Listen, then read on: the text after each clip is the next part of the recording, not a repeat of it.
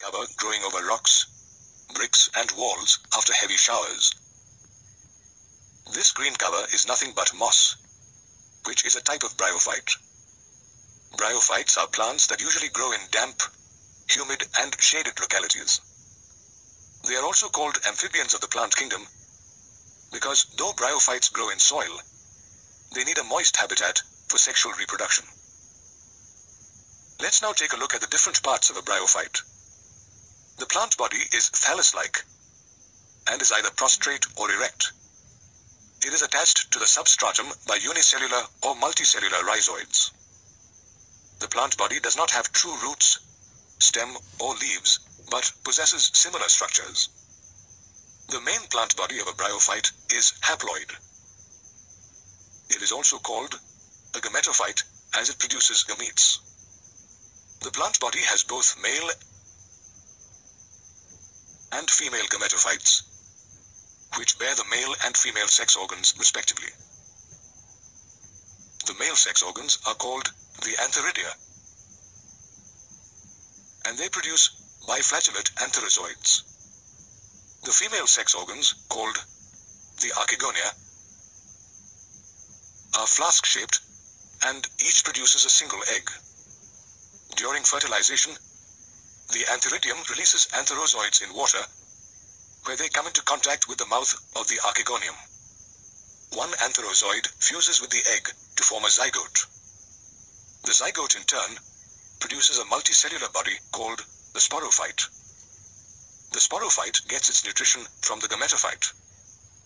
Some cells of the sporophyte undergo meiosis to produce haploid spores. These spores germinate to produce a gametophyte. Bryophytes are of two types: liverworts and mosses.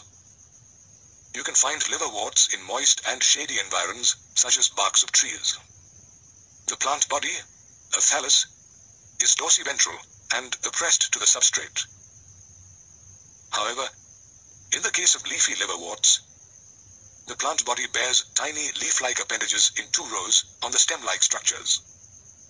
Liverworts reproduce both asexually and sexually. In the case of asexual reproduction, we observe fragmentation of the thallus. Asexual reproduction also occurs when gemmy are formed. They are green, multicellular, asexual buds that separate from the parent and develop into new individuals. They develop in small receptacles called gemma cups located on the thallus. In the case of sexual reproduction, the male and female sex organs are produced either on the same or on different thallus. Mosses are another type of bryophytes.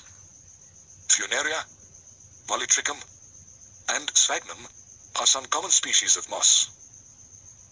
A moss undergoes several stages in life, wherein the gametophyte stage is the most predominant one. The gametophyte stage has two substages, protonema and leafy stage. In the protonema stage, the spore develops into a protonema, a thread-like chain of cells. The protonema is creeping, green, branched, and filamentous. The second stage is the leafy stage, where the primary protonema develops into the secondary protonema as a lateral bud. The buds consist of upright, slender axes that bear spirally arranged leaves attached to the soil through branched rhizoids. The sexual organs develop during the leafy stage. Mosses reproduce vegetatively and sexually. Vegetative reproduction is by fragmentation and budding in the secondary protonema. In sexual reproduction, the male and female sex organs are produced at the apex of the leafy shoots. Let's now look at the uses and importance of bryophytes. Moss such as sphagnum provides peat, which is used as fuel. Moss also form a dense mat, thereby allowing rainwater to percolate into the ground. This prevents rainwater from running off and the subsequent soil erosion. Bryophytes such as moss are also ecologically important as, along with lichens, they are always the first to colonize rocks. Moreover, they decompose the rocks and make the area suitable for the growth of higher plants. Thus, we have seen that bryophytes have several uses.